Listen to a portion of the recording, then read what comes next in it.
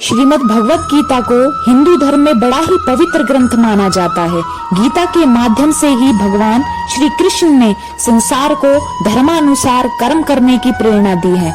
तो आज हम आपको गीता के कुछ चुनिंदा प्रबंधन सूत्रों के बारे में बता रहे हैं, जो भगवान श्री कृष्ण ने कलयुग के मापदंडों को ध्यान में रख कर दिए हैं।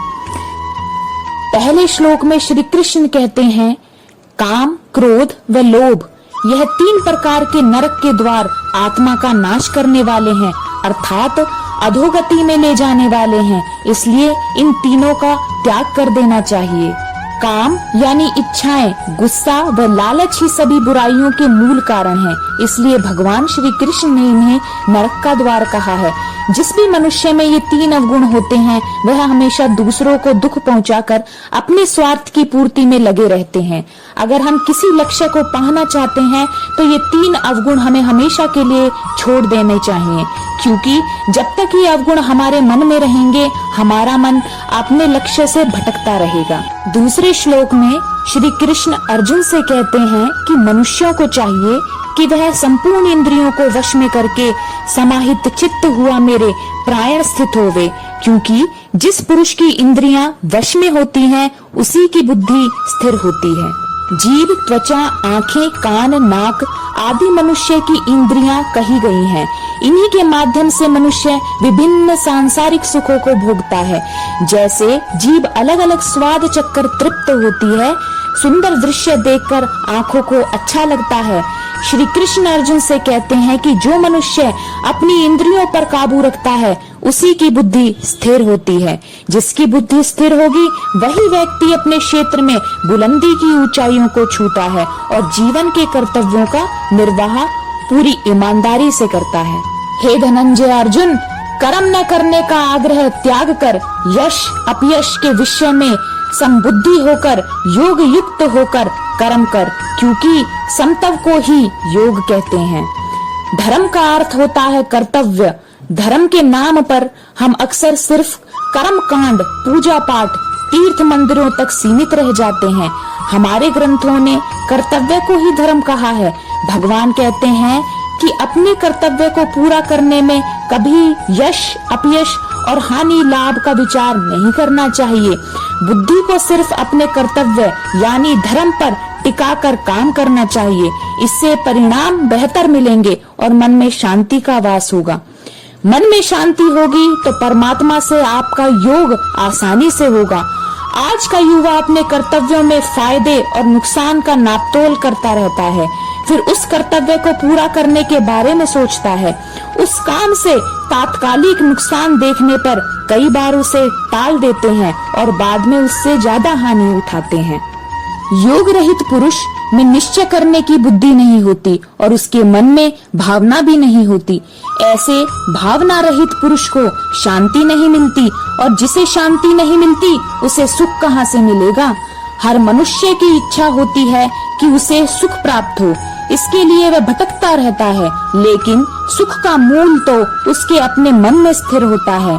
जिस मनुष्य का मन इंद्रियां यानी धन, वासना, आलस्य आदि से लिप्त है, उसके मन में भावना, आत्मज्ञान नहीं होती, और जिस मनुष्य के मन में भावना नहीं होती, उसे किसी भी प्रकार से शांति नहीं मिलती, और जिसके मन में शांति ना हो, उसे सुख कहाँ से प्राप्त होगा। अतः सुख प्राप्त करने के लिए मन पर नियंत्रण होना बहुत आवश्यक है। यहाँ भगवान श्री कृष्ण कहते हैं कि मन में किसी भी प्रकार की इच्छा व कामना को रखकर मनुष्य को शांति प्राप्त नहीं हो सकती।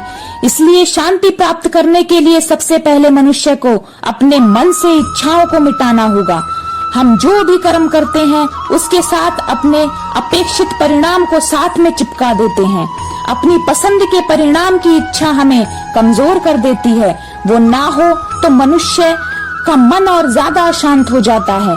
मन से ममता अथवा अहंकार आदि भावों को मिटाकर तन्मयता से अपने कर्तव्यों का पालन करना होगा, तभी मनुष्य को शांति प्राप्त होगी। कोई भी मनुष्य क्षण भर भी कर्म किए बिना नहीं रह सकता। सभी प्राणी प्रकृति के अधीन है और प्रकृति अपने अनुसार हर प्राणी से कर्म करवाती है और उसके परिणाम भी देती है। बुरे परिणामों के डर से अगर ये सोच लें कि हम कुछ नहीं करेंगे, तो ये हमारी मूर्खता है। खाली बैठे रहना भी एक तरह का कर्म ही है, जिसका परिणाम हमारी आर्थिक हानि, अपयश और समय की हानि के रूप में मिलता है। सारे जीव प्रकृति यानी परमात्मा के अधीन है। वो हमसे अपने अनुसार कर्म करवा ही लेंगे और उसका परिणाम भी मिलेगा। इसलिए कभी भी कर्म के प्रति उदासीन नहीं होना चाहिए। अपनी क्षमता और विवेक के आधार पर हमें निरंतर कर्म करते रहना चाहिए। तू शास्त्रों में बताए गए अपने धर्म के अनुसार कर्म कर, क्योंकि कर्म न करने की अपेक्षा कर्म करना श्रेष्ठ है, तथा कर्म न करने से तेरा शरीर निर्वाह भी नहीं सिद्ध होगा। श्री कृष्ण अर्जुन के माध्यम से मनुष्यों को समझाते हैं कि हर मनुष्य को अपने अपने धर्म के अनुसार कर्म करना चाहिए। जैसे विद्यार्थी का धर्म है विद्या प्राप्त करना, सैनिक का कर्म है देश की रक्षा करना। जो लोग कर्म नहीं करते उनसे श्रेष्ठ वे लोग होते हैं जो अपने धर्म के अनुसार कर्म करते हैं, क्योंकि बिना कर्म किए तो शरीर का पालन पोषण करना भी संभव नहीं है। जिस व्यक्ति का जो कर्तव्य तय है उसे वह पूरा ही करे। श्रेष्ठ पुरुष जैसा आचरण करते हैं, सामान्य पुरुष भी वैसा ही आचरण करने लगते हैं।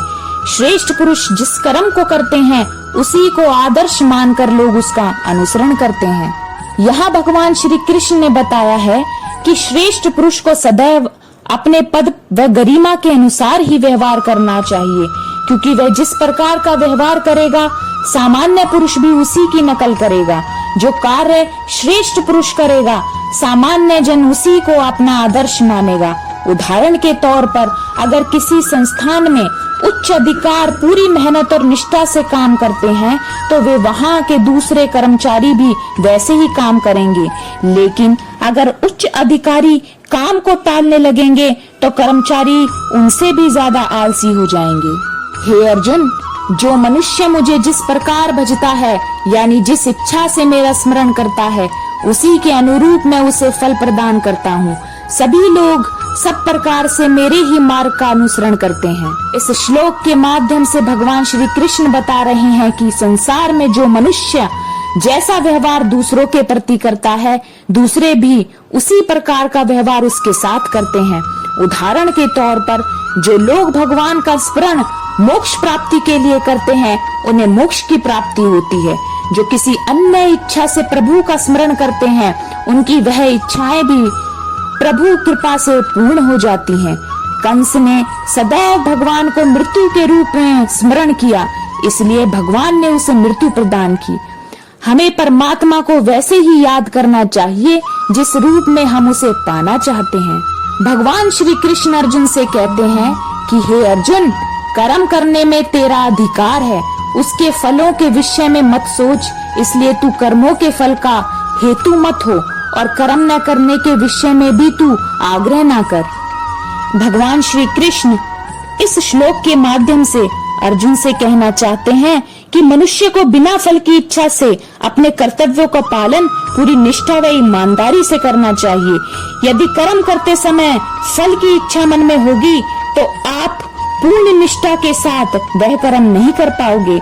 निष्काम कर्म ही सर्वश्रेष्ठ परिणाम देता है, इसलिए बिना किसी फल की इच्छा से मन लगाकर अपना काम करते रहो। फल देना ना देना व कितना देना है ये सभी परमात्मा पर छोड़ दो, क्योंकि परमात्मा ही सभी का पालन करता है।